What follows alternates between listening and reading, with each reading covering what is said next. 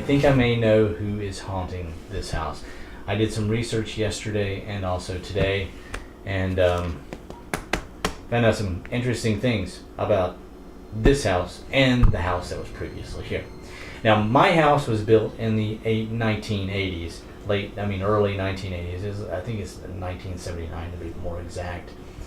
But before that, this house, which you're seeing right here, was on the same spot. Now, let me dive into a little bit of history about this. This house was built in 1870. It is part of the Longacre estate. Now, the Longacres, Henry Longacre, made his money in the steel industry, and he owned all of the property around this area, including where my house is sitting right now and this house used to sit. And he lived in this house with his wife and his daughter, and his daughter's name was Madeline. Now, Madeline had, from the documentation I found, she had what they classified as fits. Now, I tried to figure out what they meant by that, because when you're dealing like in the 1870s type paperwork, it really doesn't tell you. Well, that was probably schizophrenia, because she saw things that were not there. She would go into convulsions, all kinds of other things, and she was really sickly, according to what I could find.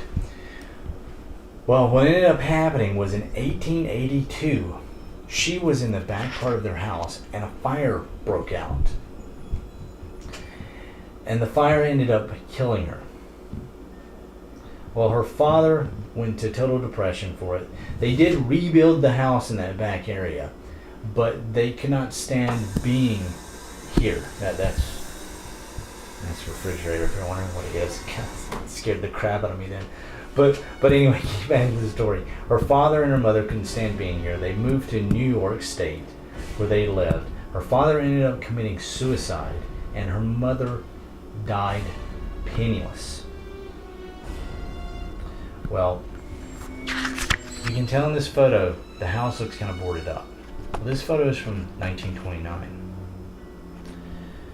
Well, there were about 4 other families that tried to live in this house up until it being boarded up and then finally torn down.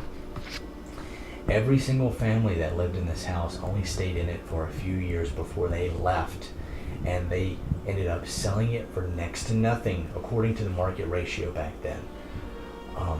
Or they just abandoned it altogether.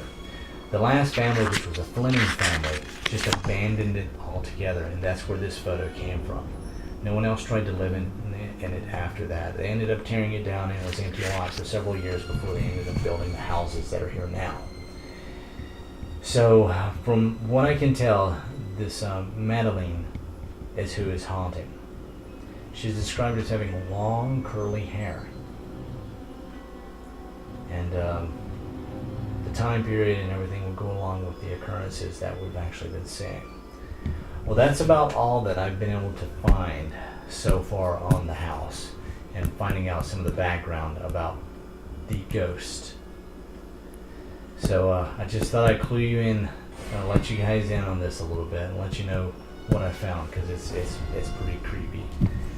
But it's strange stuff. All right, guys, that's about it.